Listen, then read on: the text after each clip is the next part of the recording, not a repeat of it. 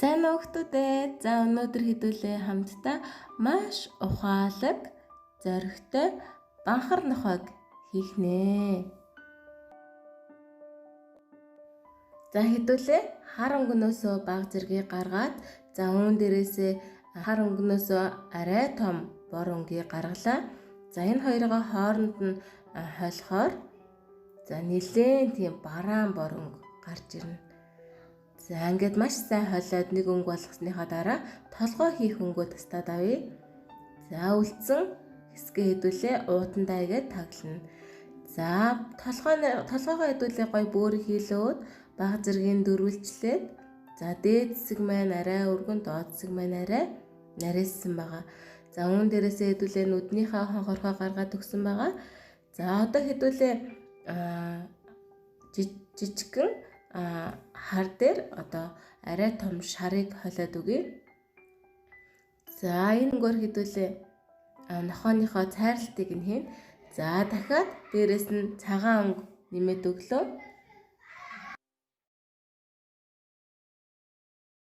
Энийг хоёр хуваагаад бөөрийг хийллөө. За нэг нь гонцгоолоод хавтгайлаад толгойн доод хэсэгт ингээд наагаад өгнө. За үүн дээрээсээ дахиад нөгөөхөө бөөрийг хийлээд хамрын орчимд ингээд наагаад өгнө. За амны хэсгийг багш нь хийж байна. Инээлэгдэг багжаараа дараад өглөө. За нөхөлдөг багжаараа амны доод хэсэгт ингээд сайн нөхлээд өгнө тэ. За одоо хэдүүлээ банхрынхаа хамрыг хийнэ. Гурвалжлаад хар өнгөө гурвалжлаад амныхаа дээрээ очиад наагаад өгнө. За ингээ хөөрхөн хамартай боллоо шүү дээ тий. За хамарандаа хоёр жижигхэн гэрэл хийгээд өгье. За тэгэхээр хамар маань гялалзаж одоо наашгаа товоож харагдана гэсэн үг. За одоо хэдүүлээ банхрынхаа нүдийг нь хийнэ. Хоёр жижигхэн цагааныг бөөрн хийлээд тавьчих. Хоорондоо ижил тэнцүү байвал илүү гоё цэвэрхэн харагдана. За ингээд чигшлүүр юм уу шор модныхаа үзүүр дээр хатгаад нүднийхээ хонхорхоо дээр аваачаа тавина. За бөөр хитэ багжаараа жоохон тараагаад сайтар наагаад өгье. За үүнийхээ дараа хэдүүлээ бүр жижигхэн хар өнгө гаргана. За хоёр бөөр хийж жижигхэн. За энийг хэдүүлээ бас л хатгаад наагаад өгье. За бөөр хитэ багжаараа маш гоё тараагаад хавтгаалаад өгнө. За ингээд нүд нь наашаага товгор биш цаашаага хөнхөр байх тусмаа илүү гоё харагдана. За нүднийхээ гэрлийг нь хийгээд өгье. Маш жижигхэн хоёр цагааныг нүднийхээ хар дээр хатгаж өгснөөр нүд нь ам ороод наашаага гялтганч харагдчих штэ тий. За нөгөө нэг найруулсан ногоон шар өнгөнөөсөө хэдүүлээ хоёр жижигхэн бөөргийг аваад хөмсгөө хийгээд хөмсгөнийхээ үзүүрийг чигшлүүрээрээ сайхан арзаалгаад өглөө штэ тий. За одоо үүнийхээ дараа хэдүүлээ хоёр чихийг нь хийнэ. Нөгөө найруулсан хар бор өнгөнөөсөө аваад ингээд чихэн наашаага ингээд унжаад ороод ирсэн маягтай тий. За багшигаа сайн харж агаад дуурайгаа тэгэрээ манай хүүхдүүд. За ингээд маш хөөрхөн царай гараад ирж байгааз үүн дээрээсээ хэдүүлээ шор модоо хуглаад толгойнхоо эгц доороос оруулаад өгье. За одоо цээжин хэсгээ хийнэ. За цээжин хэсэг нь их игдүүтэй хөөрхөн жижигхэн одоо байгаа тэгш үнцэгт хэлбэртэйг ингээд оруулаад өгсөн байна багш нь. За үүн дээрээсээ цээжний цайралтыг нөгөө нэг ногоон шар өнгөөрөө хийгээд өгнө. Утхан багжаараа өснүүдийнх нь хэлбэрийг арзаалгаад гаргаад өглөө.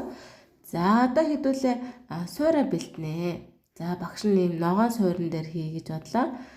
За ингээд нэг бүтэн өнгө гаргаад сайхан бөөрийг хийлээд хавтгайлаад ингээд ерөнхийдөө бол дээрээс нь харахад дугуй хажуу талаасаас аваа хөөрхөн өндөр байгааз. За одоо энэ дээрээс хэдүүлээ хөлөө хийнэ. За хөл хийхин тулд шор модоо хугалах хэрэгтэй. За нэг иймэрхүү хугалцсан байхад болно. За одоо нохоо маань джинс өмдтэй байгаа. За тэгэхээр хэдүүлээ өмдний хэсгийг нь хийх нь шүү дээ тий. Хоёр жижигхэн цэнхрээ бөөрийг хийлээд За шар модоо ингээд ороогоод тойруулаад өгье. За багшигаа сайн харж байгаа дуурайгаа тэгэрээ манай хүүхдүүд. За нэг иймэрхүү богинохон байхад болно. За ийм шортон өмд юм шиг те.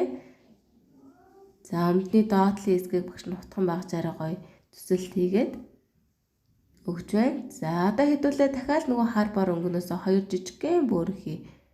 За энийгээ сайхан хавтгаалаад за хөлний доод хэсэг нь ингээд жоохон илүү гарцсан маягтай хийн.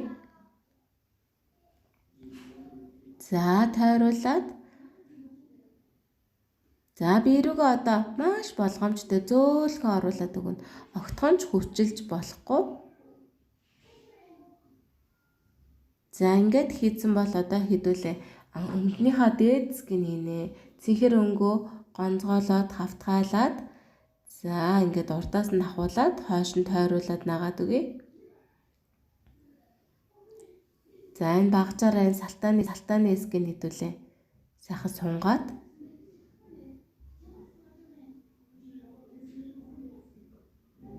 яг ингээд өмд маань ерөнхийдөө бол гараад ирж штэ тий. Энэ дээрээсээ хэдүүлээ өмднийхээ халаасыг гоё тодруулаад өгье. За их ганган нохоо байх нь штэ тий. За ингээд өмдний дэлгүүр хэсгийг багш нь гаргаад өглөө. За одоо хэдүүлээ юу хийх вэ гэхээр жижигхэн олбор шарангуур за өмднийх нь товчийг хийгээд өглөө. За одоо хөл рүүгээ орноо. 2 жижигхэн хар бор өнгөнөөсөө бөөрийг хилээд гаргаа тавьсан байна. Энийгээ гонцгоолоод хавтгааллаа. За нөгөө ногоон шар өнгөнөөсөө багш нь за нэг иймэрхүү хэлбэрт оруулаад хийж болно. За эсвэл бол арай амраар гэвэл за ингээд гонцгоолоод баг зэргийн хагас тойруулаад наагаад өгнө. За одоо хуруунуудыг нь 2 зураад өгөхөд л хангалттай. За дараагийн хөлийг яг л ялгаагүй хийнэ. 2 зураас за ингээ хөөрхөн хөл нь гараад ирсэн бол яг өсгийн хэсгээр нь сайхан хатгаад дээш нь маш болгоомжтой оруулаад өгнө. Өсгийн хэсгээр нь хатгаад за тэр илүү гарсан шар модоо хэдүүлээ суурнда эхлээд оруулаад өгье. За ингэхээр манай нохоо маань одоо чөлөөтэй сайхан зогсож өгч штэ тий. Модны маань тусламжтай, суурны маань тусламжтай тий. За багш нь одоо гар хийх гэж байна. За одоо нохоогоор бол хүл юм да тий. За ингээд дахиад нөгөө зүрт нь ногоон шарангуу наагаад за гарын нэг тэгж олон хуруутай бол багш нь хийхгүй.